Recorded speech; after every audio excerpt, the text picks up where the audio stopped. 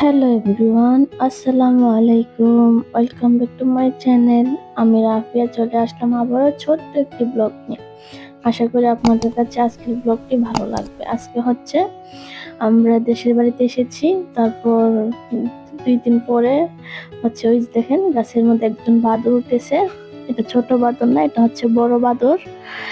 দেখেন অনেক অনেক উপরে উঠেছে। আমি জুম করেছি তো তাই কাছে দেখা যাচ্ছে, কিন্তু গাছটা অনেক অনেক উঁচুতে। তারপর হচ্ছে ওইখানে উঠেছে ও গাছের সুপারি পাড়ার জন্য। ওই দেখেন কতটা উঁচাতে উঠেছে, অনেক অনেক উঁচু গাছ। এটা একটা আম গাছ পুরনো।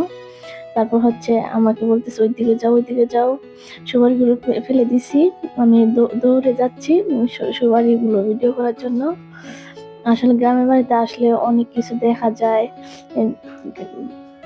আলাদা একটা শান্তি লাগে। এই যেখানে অনেকগুলো সুপারি পেরেছে।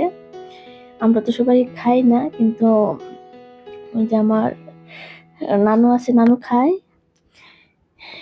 ওই যে ওখানে গাছে রয়েছে আরো আরো 2-3টা গাছে সুপারি পারবে। আর এখানে সবাই মিলে আমরা সুপারিগুলো টুকাচ্ছি। অনেকগুলো সুপারি হয়েছে। আর গত বছর আমার খালা শাশুড়ি বলতেছে গত বছর এই সুপারি গাছে সুপারি ভারে গাছটা রোডে মানে রাস্তার ওই পাশে গিয়ে পড়ে গেছিল। এত এত সুপারি এসেছিল গত বছর। এই বছরও অনেকগুলো সুপারি হয়েছে। আমরা সবাই মিলে যে সুপারিগুলো একটা একটা করে টুকাচ্ছি, টুকে যে ঝুড়ির মধ্যে নিয়ে নেব। ওরা হচ্ছে আমার দেবর, ছোট ছোট দেবর। এই যে আর একটা দেবর। আমিও সুপারি টুকাচ্ছি, আমার অনেক ভালো লাগতেছে। তারপর আরো 2-3টা গাছ আছে, ওই গাছগুলোরও সুপারি পারবে। অনেকগুলো সুপারি হয়েছিল।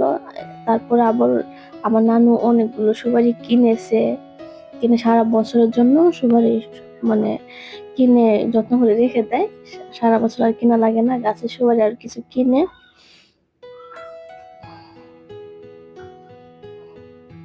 আর আজকের ভিডিওটি হয়তো আপনাদের কাছে অনেক ভালো লাগবে, কারণ গ্রামের আমাদের বাড়ির ভিডিও ভালো লাগবে।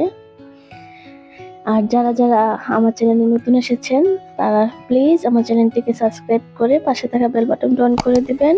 পরবর্তী ভিডিও আপলোড করার সাথে সাথে আপনার কাছে পৌঁছে যাবে। আর যারা যারা এখনো লাইক করেননি প্লিজ একটি লাইক করে দেন আমার ভিডিওর মধ্যে। আর আপনাদের মতামত কমেন্ট বক্সে কমেন্ট করে জানাবেন। আর এখানে হচ্ছে তারপর হচ্ছে এই যে আমাদের অনেকগুলো কবুতর আছে, আমার হাজবেন্ড কবুতরদেরকে খাবার দিতেছে, আর আমি এখানে ভিডিওর মধ্যে তুলে রাখলাম যে অনেকগুলো কবুতর আছে আমাদের, মাশাআল্লাহ। পরে সবগুলো কবুতরকে চালের মধ্যে খাবার দিয়েছে, দেখছেন একসাথে সবগুলো কবুতর উড়ে এসে কিরকম খাবার খাচ্ছে। ভিতরে আরো আরো আছে, কবুতরের ঘরের মধ্যে আরো কবুতর আছে, ওইখানে ওরা বসে আছে। আরো অনেকগুলো বাচ্চা উঠেছে। আর এখানে হচ্ছে এই যে মোরগ, রাজহাঁস আছে, পাতি হাঁস, চীনা হাঁস, মাশাআল্লাহ অনেক কিছু আছে। কিন্তু হাঁসগুলো ভিডিও করতে পারলাম না, কারণ হাঁসগুলো পানির মধ্যে পুকুরে চলে গেছে। ওই জন্য আমি চেয়েছিলাম হাঁসগুলো ভিডিও করব, হাঁসগুলো আপনাদের একটু দেখাবো। কিন্তু রাজহাঁস, পাতি হাঁস, চীনা হাঁস ওরা তো পুকুরেই থাকে, তাই পুকুরে চলে গেছে। আর এখানে হচ্ছে এই যে কবুতর ভিতর থেকে বার করতেছে, এটা হচ্ছে একটা বাচ্চা কবুতর, আরো বাচ্চা আছে ভিতরে। ও আবার আমার হাজবেন্ডের যে পশু পাখি, হাঁস মুরগ, এগুলোর মধ্যে ওর এগুলো অনেক পছন্দ করে।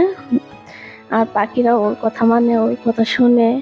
ও যে পশু পাখি তো যেখানে ভালোবাসা পাবে ওইখানেই ওদের কাছেই যাবে। এটাই সত্যি, আমার হাজবেন্ড পশু পাখি খুব ভালোবাসে, আমিও বাসি।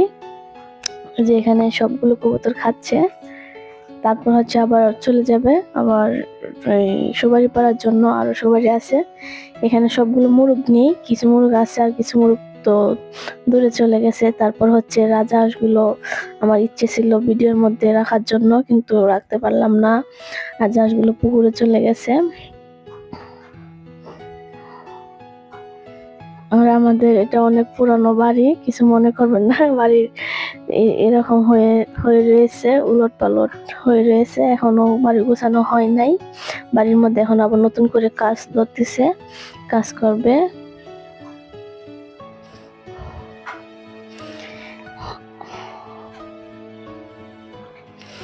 যাদের কাছে আমার আজকের এই ভিডিওটি ভালো লেগেছে তারা প্লিজ একটি করে কমেন্ট করবেন আমার এই ভিডিওটি আপনাদের কাছে কেমন লেগেছে।